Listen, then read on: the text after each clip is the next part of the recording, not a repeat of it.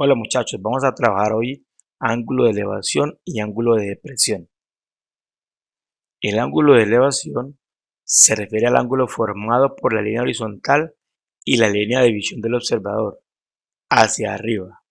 Se trazan dos líneas imaginarias y el ángulo que se forma entre ellas es el ángulo de elevación. Entonces, ¿qué quiere decir eso? Mira, hay un observador y hay un objeto que está en la parte de arriba, o sea, hay que mirar hacia arriba. Primero que hacemos, trazamos una línea horizontal imaginaria que sale desde nuestro ojo hacia el horizontal. Es una línea recta, ¿cierto? Hacia el horizontal. Y luego trazamos otra línea imaginaria también que sale desde nuestro ojo hasta el objeto, se va a llamar la línea visual. Y el ángulo que se forma entre ellos dos se va a llamar ángulo de elevación, que es el ángulo que está hacia arriba. Lo llama ángulo de elevación. El ángulo de depresión es el contrario. Se refiere al ángulo formado por la línea horizontal y la línea de visión del observador hacia abajo. Depresión es hacia abajo. Se trazan dos líneas imaginarias y el ángulo que se forma entre ellas es el ángulo de depresión. Entonces mire que es el contrario del anterior. El ángulo observador trazo la misma horizontal, una línea imaginaria horizontal, trazo mi línea visual hacia el objeto que está por debajo y el ángulo formado entre estos dos se llama ángulo de depresión. Entonces vamos a ver dos ejemplos. Pues vemos que aquí se forma un triángulo rectángulo, ¿no? Si cierro acá, un triángulo rectángulo. Entonces vamos a ver dos ejemplos de estos ángulos. Ejercicio 1. Una persona cuya estatura es de unos 70 metros se aleja 20 metros de la base del edificio y desde esa posición dirige la vista al punto más alto del edificio. El ángulo de elevación con que se mira dicho punto es de 64 grados. Calcule la altura del edificio. Entonces, mira, una persona está en el edificio, se retira 20 metros y mira hacia un punto muy alto, al punto más alto, y ese ángulo que forma es de 64 grados. Esa es elevación porque está mirando hacia arriba. Entonces, vamos a resolverlo. Primero, ¿qué conocemos? Conozco el ángulo y el cateto adyacente a este ángulo. ¿Qué me piden que calcule? La altura del edificio, que sería el cateto opuesto. Entonces, como necesito calcular el cateto opuesto y conozco el adyacente, vamos a utilizar la razón trigonométrica tangente del ángulo, que es el cateto opuesto sobre adyacente. El opuesto es el que no conozco, lo voy a llamar X, sobre el adyacente, que es 20, y el ángulo sería 64. Entonces, tangente de 64 es igual a X sobre 20.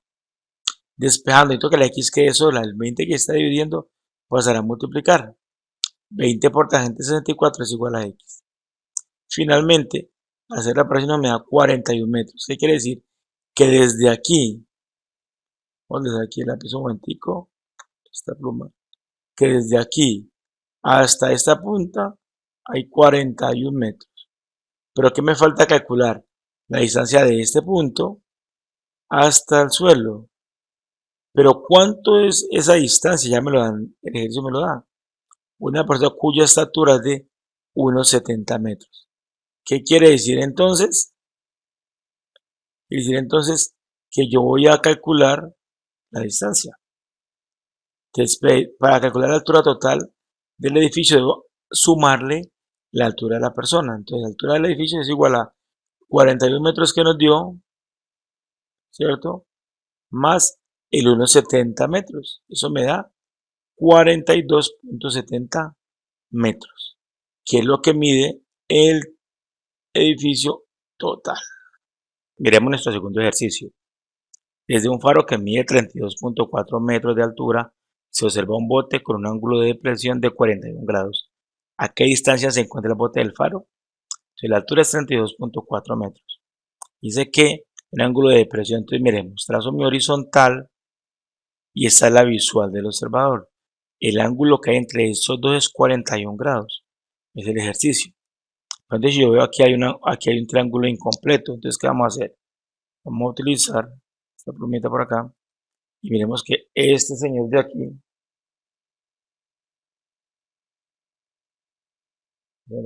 mide lo mismo que este de acá.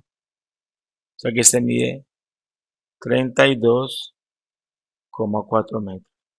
Y tengo mi triángulo rectángulo, donde tengo mi ángulo, el cateto opuesto sería este, sería el cateto adyacente, que lógicamente mediría lo mismo que mide este acá abajo. Sería la proyección, ¿listo? O sea que nos va a tocar calcular que el cateto adyacente para hallar la distancia, esa distancia de acá es la misma de acá abajo. Entonces miremos a ver. Conocemos el ángulo y su cateto opuesto. Debemos calcular el cateto adyacente. Vamos a hacerlo con tangente. El tangente del ángulo es igual al cateto opuesto sobre adyacente. Sabemos que el tangente del ángulo es 41, es igual al opuesto, que es 32,4 sobre el adyacente, que no lo conozco, lo voy a llamar X. Despejando, X es igual a 32,4 sobre tangente de 41. ¿Qué se hizo? El que está dividiendo pasa a multiplicar, el que está multiplicando pasa a dividir. Finalmente X es igual a 37,27 metros, que es la distancia entre el bote y el faro. Bueno muchachos, espero que este video les sirva mucho.